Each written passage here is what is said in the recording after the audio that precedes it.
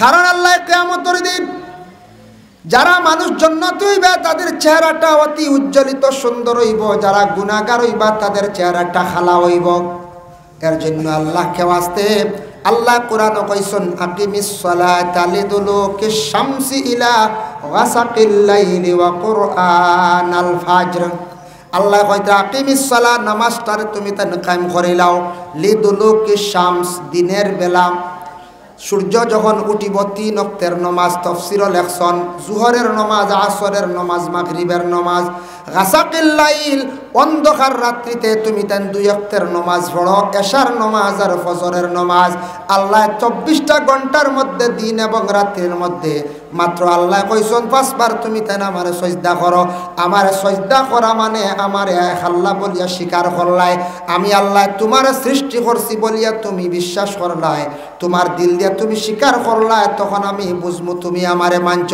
বিলকুল তুমি আমারে সজিদা দিতাই না, আমার খবর আমার ইয়াদ করতাই না, আমি আল্লাহ তোমারে ফিস দিব।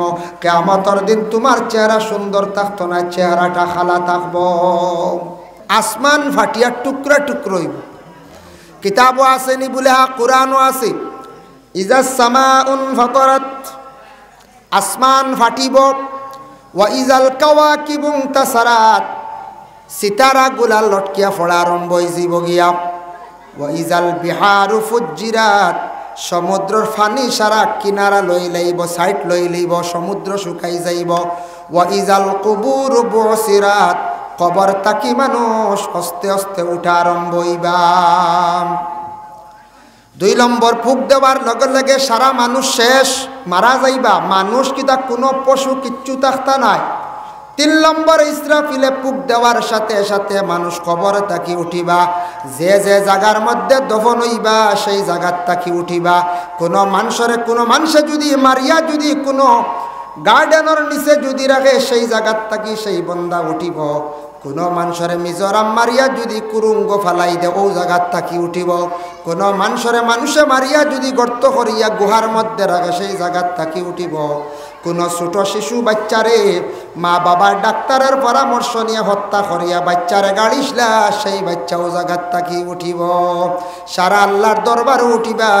উঠতে সময় নবীজে ফরমাইন যখন কবর তাকি উঠিবা তখন মানুষের ভিন্ন ভিন্ন সুরত হইব। এর মধ্যে 12 গুরু সুরত লইয়া 12টা হাজির ইসমর সুরত লইয়া আল্লাহর দরবারে গিয়া হাজিরি দিবা। সাহাবায়ে কেরাম ওগলে শুনিয়া কইলে ইয়া রাসূলুল্লাহ, ইয়া হাবিবাল্লাহ, প্রথম কোন গুরু মানুষ কিভাবে কি ধরনের সুরত ধারণ করে এরা কবর তাকি উঠিবা ইয়া রাসূলুল্লাহ? আল্লাহর রাসূলে ফরমান আলা সূরাতিল কিরদা, বানরের সুরত ধারণ করিয়া গুরু মানুষ কবর তাকি উঠিবা। সে লালিত্রানি সুঙ্গা ওয় লাড়িবা না, বানরের সুরত ধারণ করিয়া গুরু মানুষ কবর তাকি উঠিবা। এরা দুনিয়ার জমিন তাকি বিদায় বা মানুষের সুরত লইয়া উঠিবা বানর লইয়া, বানর হইয়া। আচ্ছা, বানর দিয়ে মানুষ খেড়ি গেলায় না, ডং করে খেড়ি গেলায়, একটা মেজিকারি বানর বলে খেনে।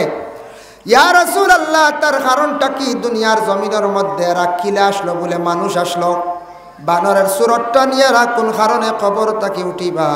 আল্লাহর রাসূলে ফরমান যারা দুনিয়ার জমিনের মধ্যে খুব বেশি ফিতনা ফসাদ করতাম, ফিতনাকারী হল কবর তাকি উঠিবা বানরের সুরত লইয়াও। কারণে দুনিয়ার জমিন গড়ের মধ্যে ফিতনা লাগাইছে, কোনো মানুষে কোনো বাড়ির মধ্যে ফিতনা লাগাইছে, 2 বাড়ি দিয়া ফিতনা লাগাইছে, মহল্লা দিয়া ফিতনা লাগাইছে, স্বামী স্ত্রীর মধ্যে ফিতনা লাগাইছে। এইভাবে অভ্যাস যাদের মধ্যে থাকবো এরা কিন্তু এইভাবে সুরত লইয়া হাসরের ময়দান আল্লাহর দরবারও হাজিরি দিবা।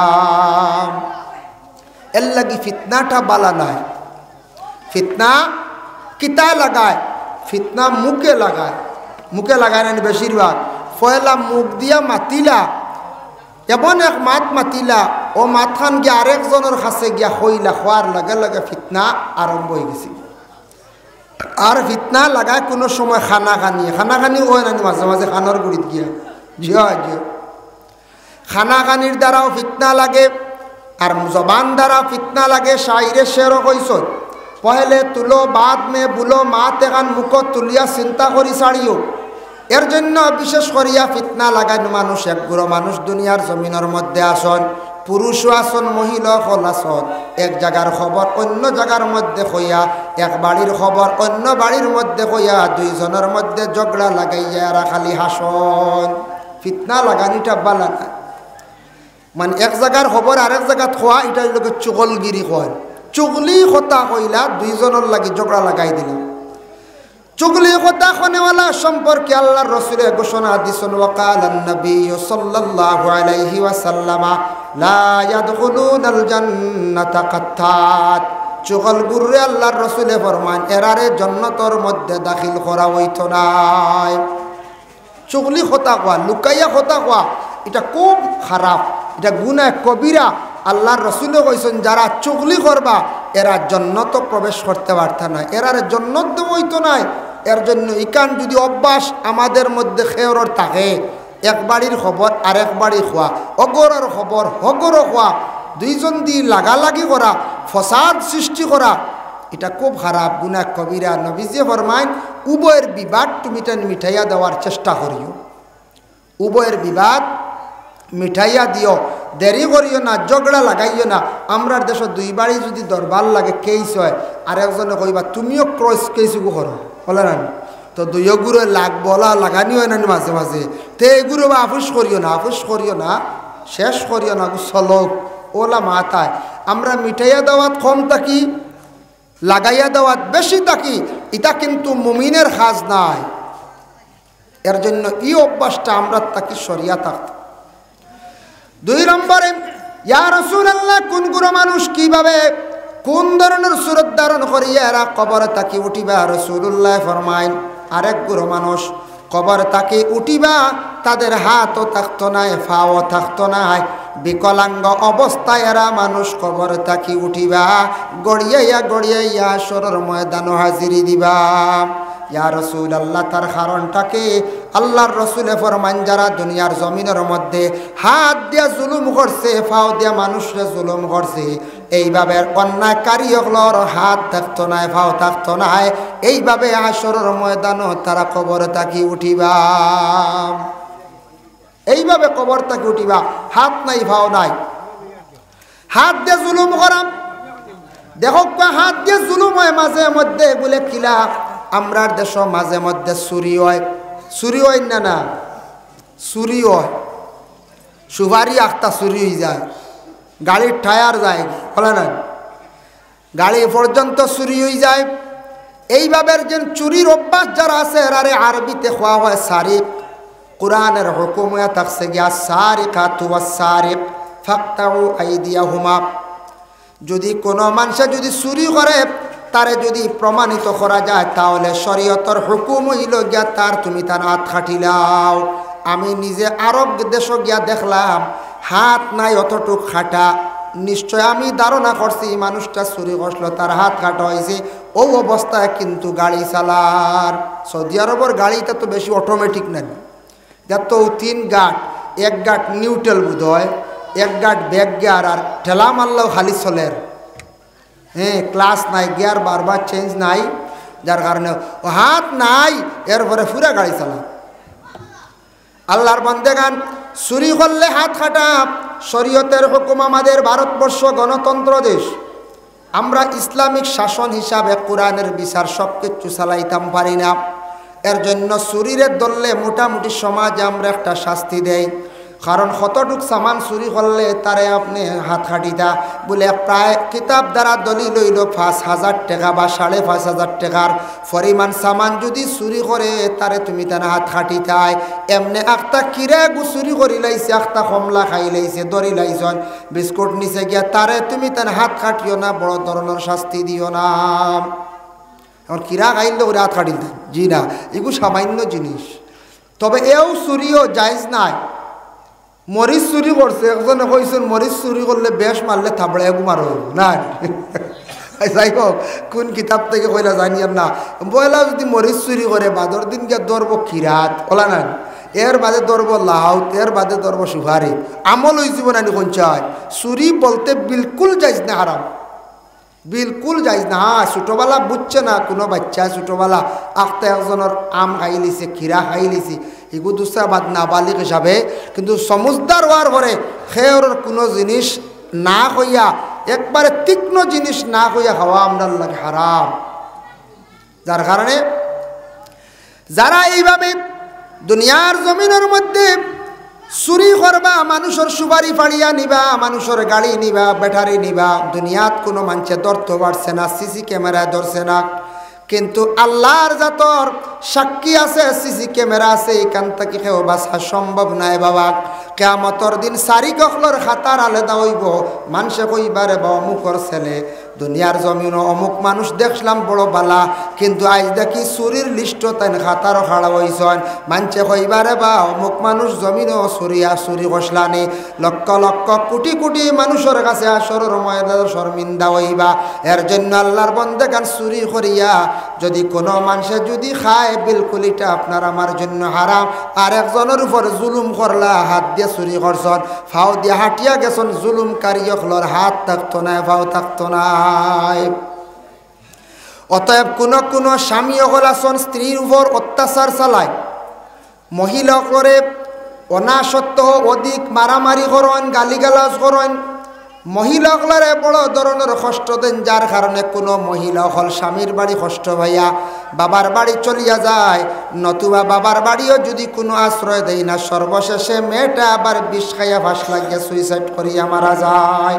ইলা হয় না কোনো সময় খেনে মরত, তুমিও দায়ী কিয়ামতের দিন। তোমার ঘরে একজন মহিলা তোমার নির্যাতনের কারণে মহিলাটা দুঃখ পাইয়া কষ্ট পাইয়া মারা গেল, যার কারণে আমাদের ভারতবর্ষে যে আইন যেটা আছে, আইনত দণ্ডনীয়। কোনো মহিলা যদি ইলা শ্বশুর বাড়ি বিষ খাইয়া ফাঁস লাগিয়া যদি মারা যায়, দেখবা স্বামীরও সাজা হয়, শ্বশুরেরও সাজা হয়, শাশুড়ির সাজা হয়, বলে এখানে তোমার কষ্টর কারণে সেই মহিলা মারা গেছে। দুনিয়া তো শাস্তি ছাড়া নাই, কিয়ামতের দিন হলা তোমার কারণে এই মহিলা মরছে, তুমি আল্লাহর কাছে পূর্ণ দায়ী। যদিও মারছ না, মহিলা দুঃখ পাইয়া মারা গেছে। এটা হইল জুলুম। জুলুম করার আল্লাহ মহব্বত করেন না।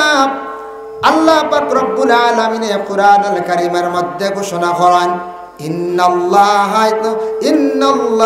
লা ইউহিব্বুজ জালিমিন।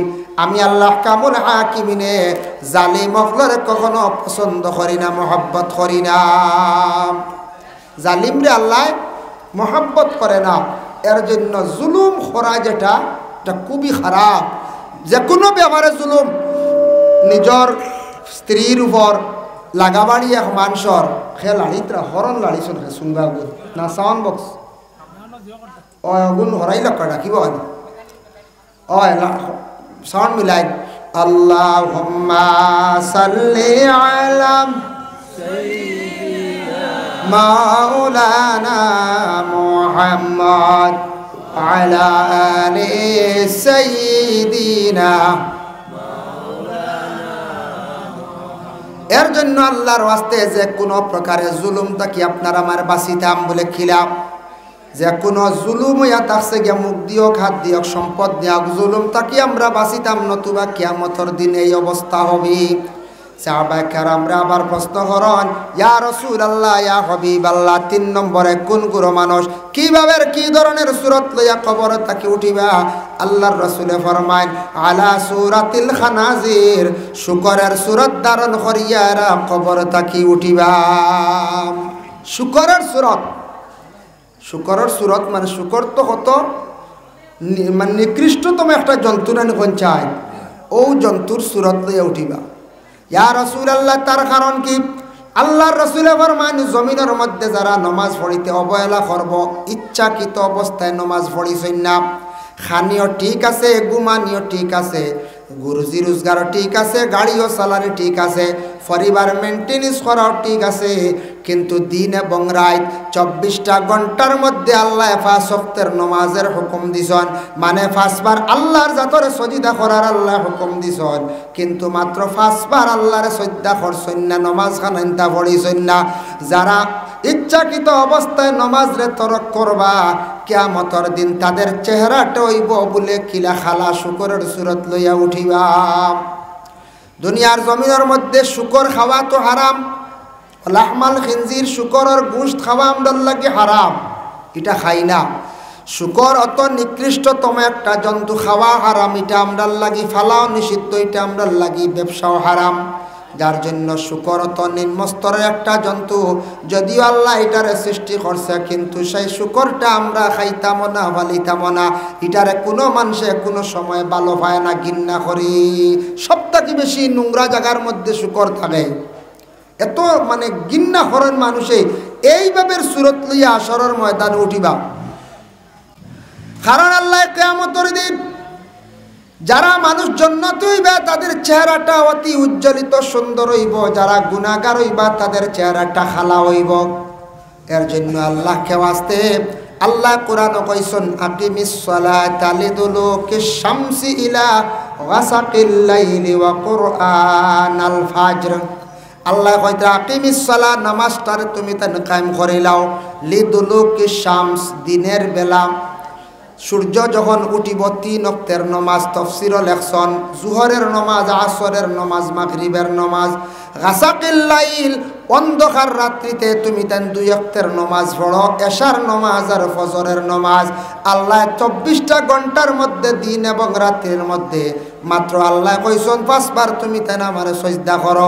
আমারে সজদা করা মানে আমারে আল্লাহ বলিয়া স্বীকার করলাই, আমি আল্লাহ তোমারে সৃষ্টি করছি বলিয়া তুমি বিশ্বাস করলাই, তোমার দিল দিয়া তুমি স্বীকার করলাই, তখন আমি বুঝমু তুমি আমারে মানছ।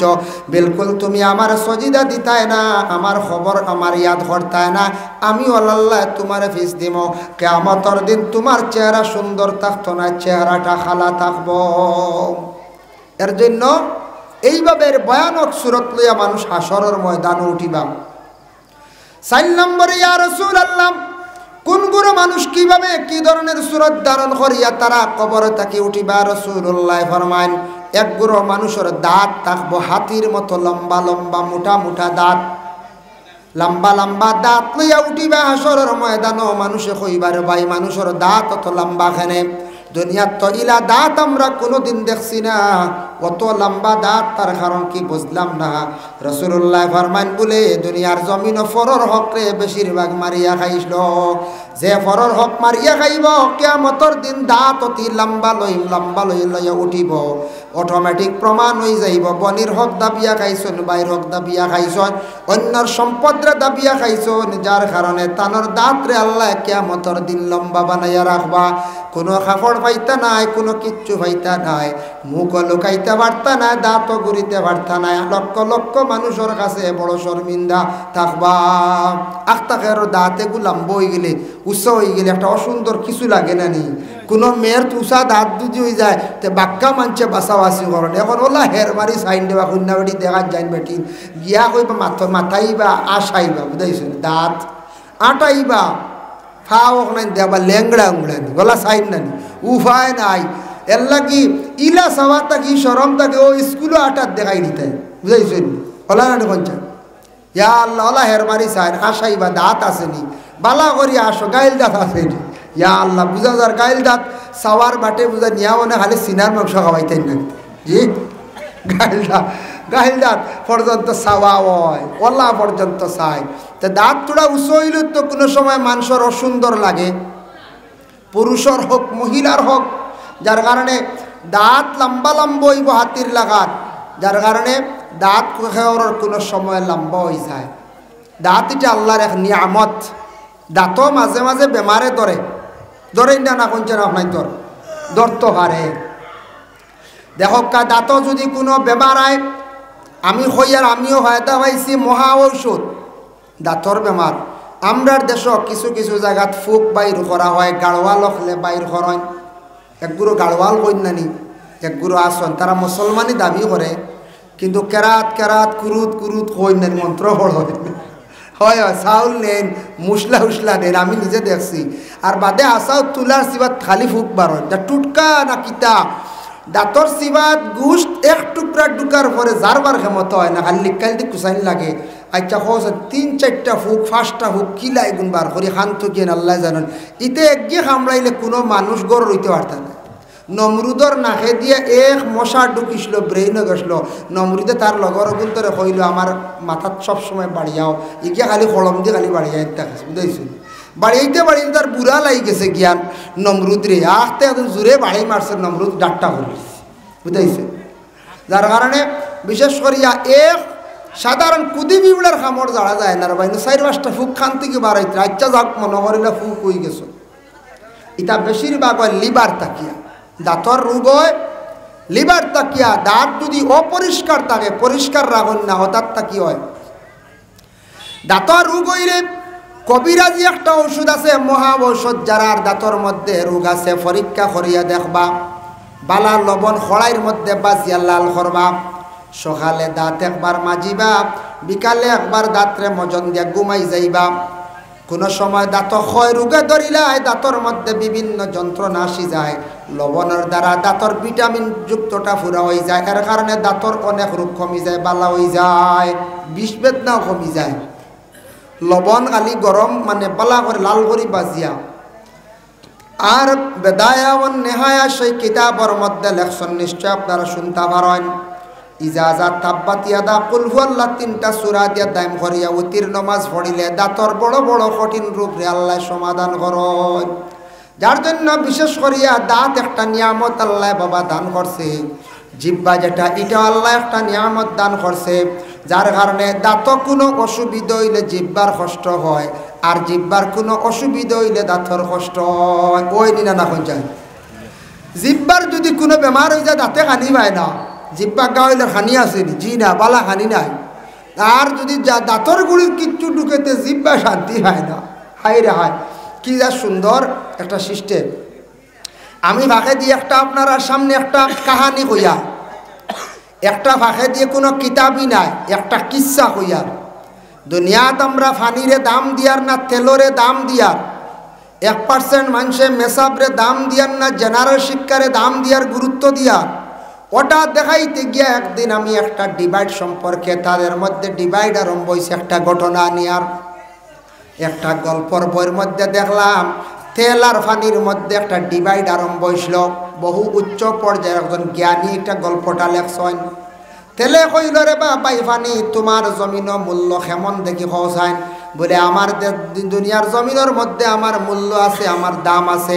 বলে খেনে, বলে আমি ফানি না হইলে কোনো গাছ হয় না, কোনো সবজি হয় না, ফানি না হইলে মানুষও বাঁচে না। কিন্তু ওই সময় তেলে উঠিয়া কইল রে ভাই ফানি, তুমি যত দামি হও না কেন, আমি জেলা তেল দামি, তুমি কিন্তু ইলা দামি নাই। বলে কিলা? বলে ফানি কোনোদিন পড়লে মানুষে ফুসিয়া মাথার দেন না, দেননি জি না, তেল পড়লে মানুষে তুলিয়া মাথার দেন হয়, ই তেল বাইয়া পড়ছে দোন হইতো। ইতে একটা মানুষের মন বুঝ দেন, তেল বাইয়া পড়ছে কমছে 100 গ্রাম, কিন্তু বাইয়া দোন আইতো হই থেকে।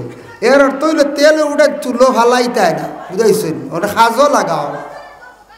ও তেল পড়ে গেলে মানুষ যখন তেল তেল করিয়া বুঝেন দোন বাইয়া উঠিত। আচ্ছা যাক মনে করিলে বাইয়া উঠো কুবালা। তেলে কইল রে বাবানি, তোমার তাকি আমি দামি। বলে কিলা? বলে মাটিত পড়লে মানুষের তুলিয়া খালি মুছো না, আর আমি তেল নইলে উপায় নাই। তেলের দামও বেশ, পানির দাম কম। পানির দাম কম না পঞ্চায়েত 10 টাকায় 500 গ্রাম পানি মিলে, তাও এটা 20 লেরি বেইলি দামি পানি, বুঝতে। আর 10 টাকার তেল কত উঠা হইবা বর্তমান সময়ে? জি বুধবাইত রানি 50 গ্রাম, 20 টাকা শ আনি, 200 টাকা তেল।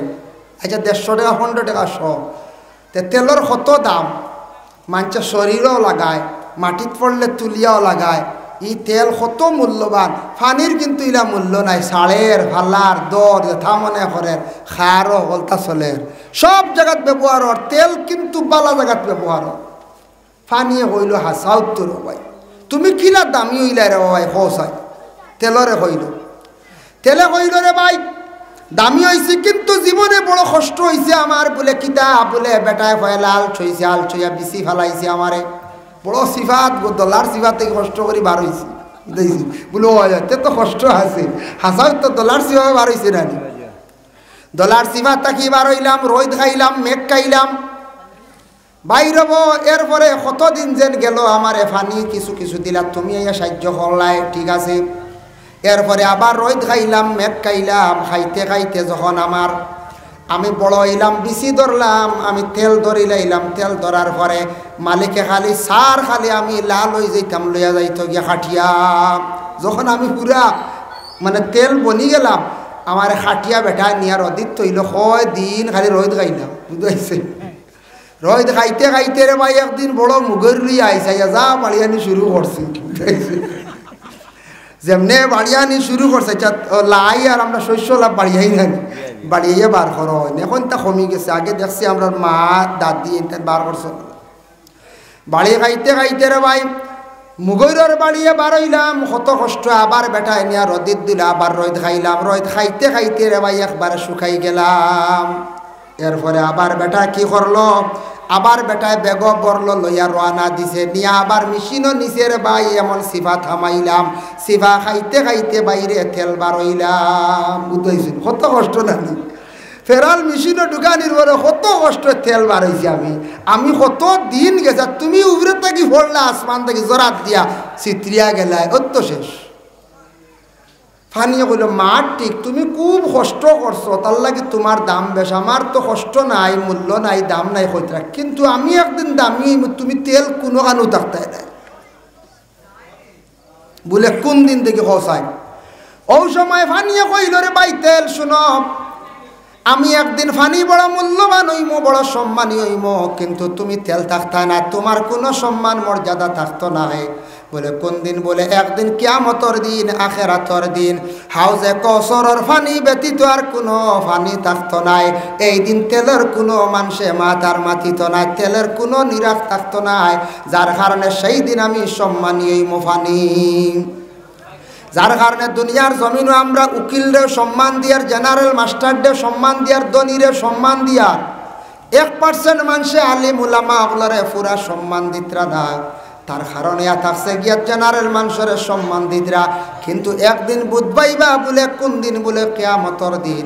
এই দিন কোনো জেনারেলের কোনো মূল্য এমন থাকতো না। এই দিন পানির লাগানো আলিমর হাফিজের এক সম্মান থাকবো। হাফিজে 10 জনকে জন্নতর মধ্যে লইয়া যাইব, আলিমে 70 জন লইয়া জন্নতর মধ্যে প্রবেশ করব।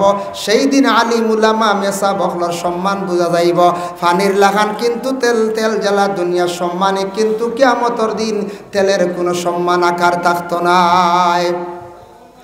যার জন্য আল্লাহর বন্দেগান হতার প্রসঙ্গে কইলাম, দুনিয়ার জমিনও কিছু জিনিস আমরা গুরুত্ব দিয়ার না, আখেরাতর তেমন আমরা চিন্তা করি আর না। যার কারণে দুনিয়ার জমিনও যদি কষ্ট করি বাবা, আখেরাতর দিনের মধ্যে আমরা আরাম করতাম পারবো। আর দুনিয়ার জমিনের মধ্যে যদি খালি সুখ করিলে আখেরাতর জিন্দগি বড় কঠিন হইব। আখেরাতর জিন্দগিটা একবারে বরবাদ হয়ে যাব।